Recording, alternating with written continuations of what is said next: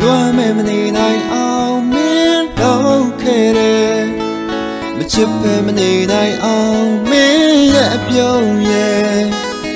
လုံးဝတန်ရာတွေမင်းမပေးပဲနဲ့ရရှိခဲ့တာဘာကြောင့်လဲ